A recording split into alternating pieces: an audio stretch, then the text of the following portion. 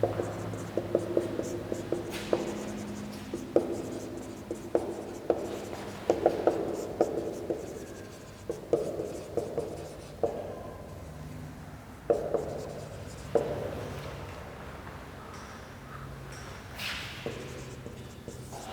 Students, आज अपने करने जा रहे हैं कोर डेटा में लेक्चर नंबर 83वां लेक्चर करने जा रहे हैं अपने जूलॉजी में कोर डेटा में। अपना जो टॉपिक चल रहा है उस टॉपिक का नाम आपको पता ही है, पैट्रोमाइजन द लैम्प्रे। ये अपना टॉपिक उसमें चल रहा है। और पैट्रोमाइजन के लिए आपको बताया था कि एक लैम्प्रे है, क्यों है, वो अपने डिस्कस कर चुके हैं। तो आपको ये भी बताया था कि पैट्रोमाइजन अपने डिटेल में नहीं है। इसका पैट्रोमाइजन जो है वो सिर्फ और सिर्फ केवल उसका एक मॉर्फोलॉजिकल और जो हैबिट और हैबिटेट से संबंधित उसका जो कैरेक्टरिस्टिक्स हैं वो अपने को देखने हैं। तो उसमें अपने जो टॉपिक चल रहा था वो उसके हैबिट्स आपको बता दी, शेप, साइज एंड कलर बता दिया, फिन्स के बारे में बता दिया।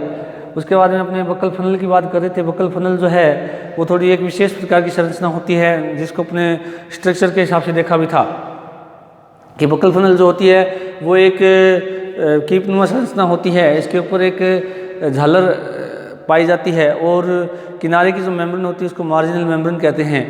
उसके अलावा आपको बताया था कि जो फनल होती है, इस फनल के जो किनारे होते हैं एकदम ये कह सकते हैं मार्जिनल जो मेम्ब्रेन होती है उसके किनारों पर बीच बीच में थोड़ी थोड़ी दूरी के ऊपर जो है सेंसरी सिरी भी पाए जाते हैं, जो कि यूँ कह सकते हैं कि संवेदी होते हैं और जो भोजन की संबंधित संवेदनाओं को का ज्ञान जंतु को करवाते हैं। उसके बाद में आपको बताया था कि जो इसके ऊपर जो है टूथ्स पाए जाते हैं, टीथ्स पाए जाते हैं, जो होर्नी टीथ्स होते हैं। ये आपको बताया था कि और पूरी की पूरी जो झालर या होती है, फिमरी होती है, उसके पूरे दूर के अंदर फैले रहते हैं। और फिमरी के ठीक बीच के अंदर कह सकते हैं कि इसका मुख पाया जाता है। तो जो टूथ होते हैं उसके अंदर दो प्रकार के बड़े टूथ होते हैं, जिसमें आपको बताया था कि एक तो सुप्राओरल टूथ प्लेट पाई जाती है, एक इंफ्राओरल टूथ प्लेट पाई जाती है। उसके अलावा जो कुछ टूथ्स होते हैं वो इसके अंदर जो है लेटरल साइड में होते हैं। कौन लेटरल साइड में, जो कि मुख से थोड़ा सा ऊपर की ओर होते हैं, अपने इसमें देखा था।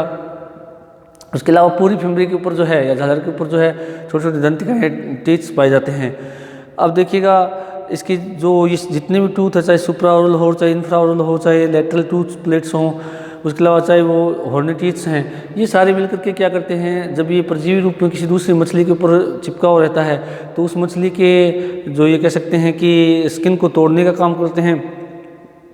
उसके अलावा आपको बताया था कि इसकी जो टंग या जीभ होती है उस जीभ के ऊपर भी दंतिकाएँ पाई जाती है, वो दंतिकाएँ रेत देने का काम करती है। तो इस प्रकार से इसका जो एक पूरा सिस्टम है मुख से संबंधित, या यूँ कह सकते हैं इसके माउथ का जो है वो एक चूसक के रूप में होता है, जो भोजन को काटने और चबाने का क्या करता है, काम करता है। अब देखिएगा स्टूडेंट्स की जो नेक्स्ट अपना टॉपिक है वो है इसकी आइज़ की यदि हम बात करें तो इसके अंदर संख्या में 2 होते हैं। आइज़ संख्या में कितने होते हैं, 2 होते हैं, जो दोनों लेटरल साइड के अंदर पाए जाते हैं। और इसके अंदर जो है पलकें हैं, उनका क्या होता है, इसके आइज़ के अंदर अभाव होता है, परंतु एक पारदर्शी त्वचा का क्या है उसके ऊपर आवरण पाया जाता है, जो कि क्या है, इसका सुरक्षात्मक आवरण होता है। तो नेत्र की यदि हम बात करें तो सिर के पार्श्व में 2 नेत्र पाए जाते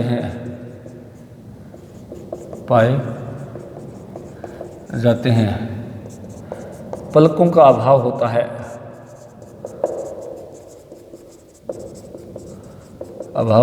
पलकों का क्या होता है, अभाव होता है।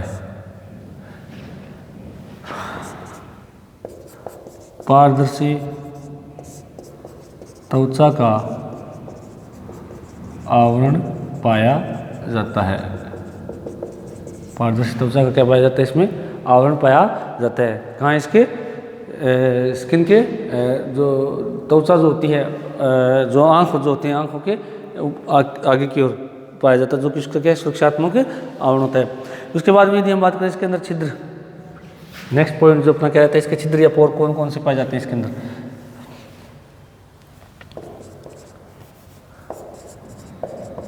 ओर्स या छिद्र। छिद्र की बात करें, सबसे पहला भाग कौन सा होता है? मुख होता है। अब मुख आपको बता ही दिया कि कहाँ स्थित होता है, कि इसके अंदर जो है, जो मुख है वो पाया जाता है, जो कि अगर सिरे के उपस्थित होता है, अगर सिरे की जो अधर सतह है वहाँ पर पाया जाता है। और मुख जो होता है इसके अंदर कहाँ होता है? जो अगर सिरे की जो अधर सतह होते हैं वहाँ पर मुख कीप पाया जाता है। मुख कीप के ठीक बीच के अंदर क्या पाया जाता है? इसका मुख पाया जाता है। और मुख जो होता है इसके अंदर उसके चारों ओर उपास्थि का क्या पाया जाता है? कि वलय पाया जाता है, कार्टिलेज की एक रिंग से घिरा हुआ रहता है। तो उसके अलावा दूसरा जो छिद्र है इसके अंदर कौन सा? नौशिरस या नासारंध्र। नासारंध्र की यदि हम बात करें तो नासारंध्र जो होते हैं इसके अंदर सिर पर पाया जाता है, और दोनों नेत्रों के मध्य में क्या होता है?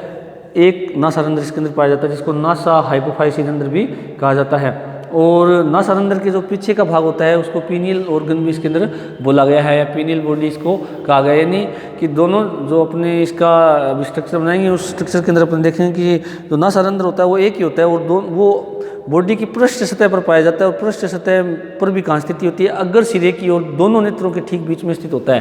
और नासारंध्र, जिसको नासा हाइपोफाइशियल रंध्र भी कहा जाता है, और इसका ओल्फैक्टरी ऑर्गन होता है। साथ में जो इस नासा रंध्र का पीछे का जो भाग होता है उसको पीनियल बॉडी भी कहा जाता है।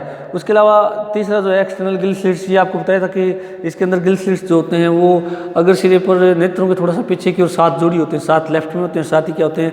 राइट में होते हैं। गिल स्लिट्स आपको पता ही होना चाहिए कि ये इसके श्वसन में भाग लेने वाले अंग होते हैं। उसके अलावा इसके अंदर अवस्कर या क्लोएका की बात करें तो क्लोएका जो होता है इसके अंदर, जो कि ट्रंक और जो टैल होती है, यानी धड़ और जो पूंछ होती है, उसके जोड़ पर अधरतल पर क्या पाया जाता है? अवस्कर पाया जाता है। और इसके अवस्कर के सिरे पर क्या होता है कि यूरोजेनिटल पेपिला भी पाया जाता है। और यूरोजेनिटल पेपिला जो होता है यूरिनरी और जेनेटल पेपिला होता है, जो कि मूत्र उत्सर्जन में और साथ में जनन में क्या लेता है? वो भाग लेता है। उसके अलावा अवस्करीय जो गर्त होता है, क्लोएकर जो छिद्र होता है उसके पास में क्या होता है? इसका एनएस भी स्थित होता है। उसके अलावा अगले जो छिद्र होते हैं वो है सेंसरी पोर्स होते हैं। सेंसरी पोर्स आपको बताए थे कि दोनों लेफ्ट और राइट साइड होती है बॉडी की, उस लेफ्ट और राइट साइड में ठीक बीच के अंदर लेटरल लाइन सिस्टम के रूप में पाया जाता है, जो कि इसकी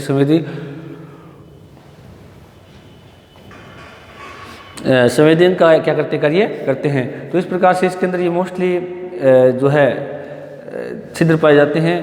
कुल 4-5 प्रकार के छिद्र इसके अंदर पाए जाते हैं। तो मुख जो होता है ये मुख कीप में स्थित होता है, एक संकीर्ण छिद्र होता है।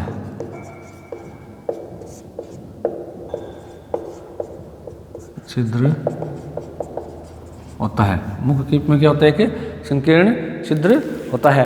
उसके अलावा उपास्थि के एक वलय के द्वारा घिरा जाता है। ये उपास्थि की एक वलय के द्वारा घिरा रहता है।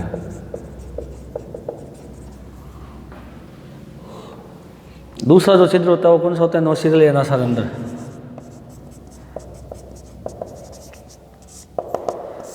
अग्र सिरे पर पृष्ठ सतह पर दोनों नेत्रों के बीच में पाया जाता है, बीच में पाया जाता है। दोनों नेत्रों में क्या होता है? ये बीच में पाया जाता है। कौन है? नौशिरल्स। और जिसको नासा हाइपोफाइसिस के अंदर भी कहा जाता है, इसे नासा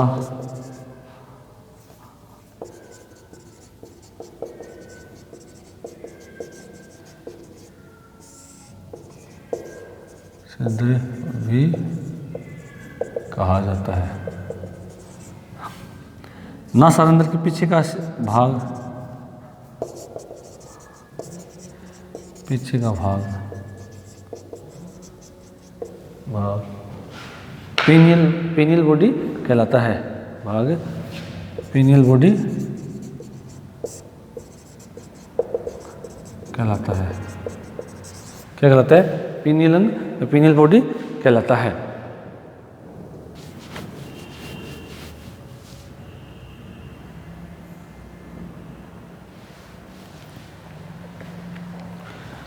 देखिएगा स्टूडेंट, ये इसकी स्किन की हम बात कर रहे थे। तो स्किन के अंदर क्या होता है कि जो स्किन जो होती है कोमल होती है, चिकनी होती है, लसलसी होती है, और क्या होती है अनेक परतों की क्या होती है इसके अंदर बनी होती है। अब इसकी जो स्किन होती है इसके अंदर ये विशेषता पाई जाती है कि जो बाहर की ओर एपिडर्मिस होती है और जो अंदर की ओर क्या होती है इसके अंदर डर्मिस लेयर होती है। दो लेयर इसके अंदर क्या होती है प्रेजेंट होती है। अब देखिएगा इसके अंदर एपिडर्मिस और डर्मिस दो लेयर होती है। तो जो बाहर एपिडर्मिस होती है उसके ऊपर बाहर की ओर क्यूटिकल का आवरण भी पाया जाता है, और जो इसकी क्या एक जो ये कह सकते हैं जल है या किसी प्रकार के जो बाहर के बाह्य दबाव उनसे सुरक्षा करती है। तो इसकी जो स्किन है उसके अंदर सबसे पहले हम बात करें कि कोमल, चिकनी और लसलसी और अनेक परतों की क्या होती है बनी होती है। यानी एपिडर्मिस की जो एपिडर्मल सेल्स होती है वो कई परतों के अंदर क्या होती है इसके अंदर स्थित रहती है। उसके अलावा यदि हम बात करें तो इसके अंदर एपिडर्मिस और डर्मिस दो लेयर पाई जाती है। कितनी लेयर होती है इसमें? दो लेयर होती है। बाहर की ओर एपिडर्मिस होती है, अंदर की ओर क्या होती है डर्मिस होती है। एपिडर्मिस में म्यूकस ग्लैंड का स्त्राव करने वाली ग्रंथियां पाई जाती है। क्या होती है म्यूकस का स्त्राव करने वाली? एकोशिकीय श्लेष्म ग्रंथियां पाई जाती है। ये क्या होती है? एकोशिकीय होती हैं। इनको इनका समूह नहीं होता है, केवल क्या होती है एकोशिकीय ग्रंथियां होती हैं। उसके अलावा एपिडर्मिस बाहर की ओर से क्या होती है क्यूटिकल से स्थित होती है, और एपिडर्मिस के नीचे क्या स्थित होती है इसकी डर्मिस स्थित होती है। अब डर्मिस के अंदर हम बात करें तो जो इसके अंदर कोलेजन और इलास्टिन तंतु क्या होते हैं इसके अंदर पाए जाते हैं, और कोलेजन और इलास्टिन तंतु जो होते हैं वो वर्ताकार रूप में क्या होते हैं फैले हुए होते हैं। किस रूप में होते हैं? वर्ताकार रूप में होते हैं, फैले हुए होते हैं।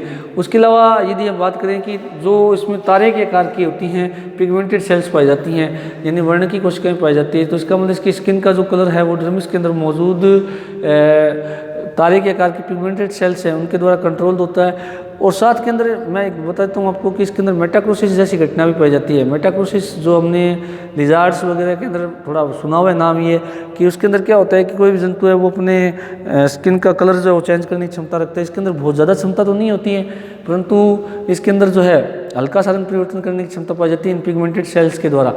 अब देखिएगा इस मेटाक्रोसिस का फायदा क्या होता है? एक तो शिकार करने में आसानी रहती है, और दूसरा शिकार परभक्षी से बचने में भी क्या इनसे सुरक्षा मिलती है, क्योंकि इसके द्वारा इनके अंदर अनुरण की क्षमता क्या हो जाती है विकसित हो जाती है। तो ये इसका हल्का रंग परिवर्तन करने की जो क्षमता है वो डर्मिस में मौजूद तारे के आकार की कोशिकाओं जो पिगमेंटेड सेल्स होती हैं उनके द्वारा इसके अंदर आती है। उसके अलावा डर्मिस जो होती है उसके अंदर ब्लड वेसल्स है, और जो संयोजी उत्तक है वो भी क्या इसके अंदर पाए जाते हैं। साथ में बीच बीच में वसीय उत्तक भी पाए जाते हैं तथा वसा भी पाई जाती है। किसमें? डर्मिस में नीचे की ओर पाई जाती है। तो ये इसकी क्या है स्किन की विशेषता होती है। इसके अंदर एपिडर्मिस और डर्मिस दो भाग स्थित होते हैं। अब यदि इसे डायग्राम से देखें तो देखिएगा सबसे पहले बाहर क्यूटिकल है, बाहर की लेयर क्या है एकदम ऊपर क्यूटिकल होती है जो कि एपिडर्मिस के ठीक ऊपर होती है। उसके बाद में ये एपिडर्मिस लेयर होती है। एपिडर्मिस के अंदर क्या होती है एपिडर्मल सेल्स होती हैं जो कि एक से अधिक परतों के अंदर क्या होती है व्यवस्थित होती है। उसके बाद में ये एक कोशिकीय म्यूकस ग्लैंड्स इसके अंदर बीच बीच में पाई जाती है जो कि म्यूकस का स्त्राव करती है, और म्यूकस के द्वारा क्या होती है इसकी त्वचा नम और चिकनी बनी रहती है, जिसके द्वारा मैंने बताया था कि घर्षण नहीं होता। दूसरा, अगर इसको किसी परभक्षी से बचना है तो उसकी पकड़, अगर ये म्यूकस का स्त्राव करेगी तो उसकी जो पकड़ होती है या उसका जो कांटेक्ट होता है उससे आसानी से ही क्या है बस निकलती है। किसके का द्वारा? इस म्यूकस ग्लैंड के द्वारा स्रावित म्यूकस के कारण। उसके बाद में देखिएगा कि एपिडर्मिस जो है आपको देखिए बहुकोशिकीय परत होती है, उसके ठीक नीचे क्या स्थित होती है? डर्मिस होती है।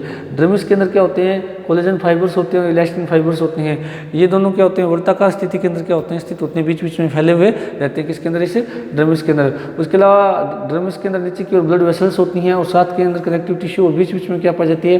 फैट भी पाई जाती है। क्या पाई जाती है? फैट यानी वसा भी पाई जाती है। तो इसके जो स्किन है इसकी ये क्या होती है? विशेषता होती है। अब देखिएगा स्टूडेंट जो इसकी स्किन है इसकी विशेषता आपने देख ली। अब बात करते हैं इसके अंदर जो है मसल्स की या लोकोमोशन की, मसल कल्चर, और इसके अंदर जो है लोकोमोशन। अगर मसल कल्चर की यदि हम बात करें तो इसके अंदर जो है इसकी जो ट्रंक और जो टैल वाली भाग होती है इसके अंदर क्या होती है? शक्तिशाली और मांसपेशियाँ, छोटी मांसपेशियाँ पाई जाती है। और ये जो है ई आकार की जो अधिपेशी खंड है उस रूप में क्या होते हैं, व्यवस्थित होते हैं। और वही बात है इसके अंदर, जैसे हमने ब्रैंकियोस्टोमा के अंदर देखा था कि वहाँ पर भी मायोटोम्स और मायोसेप्टा दो चीज़ पाई जाती है, वहाँ वी आकार के थे, यहाँ पर क्या होते हैं, ई आकार की संरचनाएं पाई जाती है। मायोटोम्स और मायो जो सेप्टा होते हैं वो क्या होते हैं, दो मायोटोम्स पेशियाँ होती हैं, और जो मायोसेप्टा होते हैं वो उनके क्या होते हैं, ठीक है, बीच बीच में क्या होते हैं, स्थित होते हैं। उसके अलावा जो ये पेशी तंतु जो होते हैं इनके रेखित होते हैं, और इसके अलावा जो इसकी जो मुख्य कीप होती है वो रेडियल मसल्स द्वारा क्या होती है, संचालित होती है, क्योंकि रेडियल मसल्स द्वारा संचालित होने से क्या होता है कि ये आसानी से किसी भी बड़े जो जंतु होते हैं उनकी त्वचा को क्या करती है, आसानी से ये काट सकती है, उसको डैमेज कर सकती है। तो ये इसकी क्या है, मसल्स की विशेषता होती है।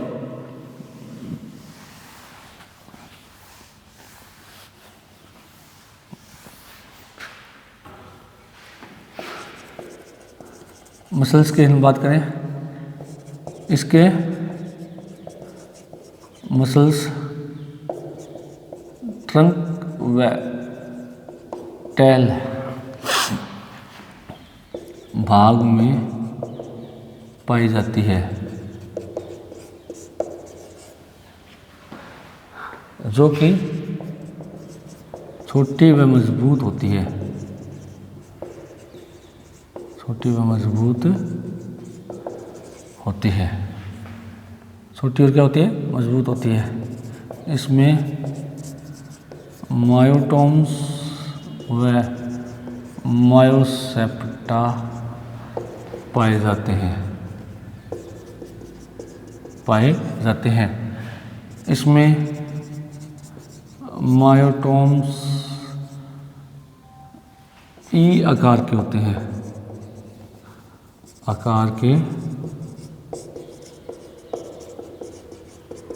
क्या होते हैं, किस आकार के होते हैं, ई आकार के होते हैं, तथा दो मायोटोम्स के बीच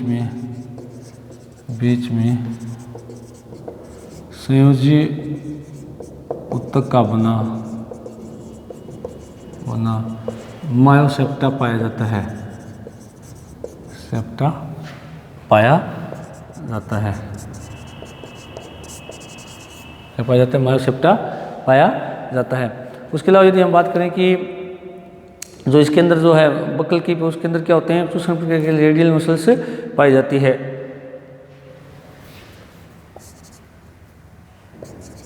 बक्कल फनल में चूषण क्रिया के लिए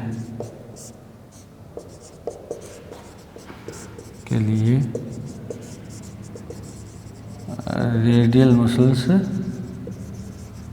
पाई जाती है। कौन सी मसल्स, रेडियल मसल्स पाई जाती है। तथा अब हमने ये बात की थी इसकी जो जीभ होती है वो वेदनांग अंग की तरह काम करती है। वेदनांग अंग का मतलब क्या होता है कि उसके ऊपर छोटी दंतिकाएं पाई जाती है। जैसे किसी जंतु को उसको काटना होता है तो उस जंतु के काटने के लिए इसकी जीभ है वो भी क्या करती है, सहायता प्रदान करती है। तो इसकी जीभ जो है तथा इसकी वेदनकारी जीवा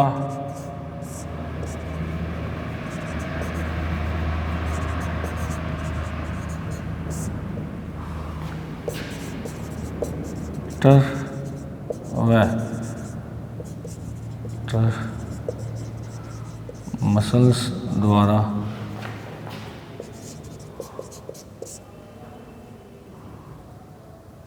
कार्य करती है,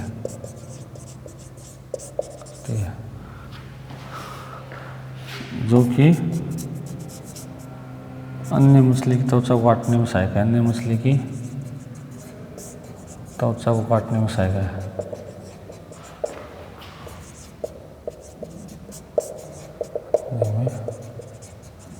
सहायक है।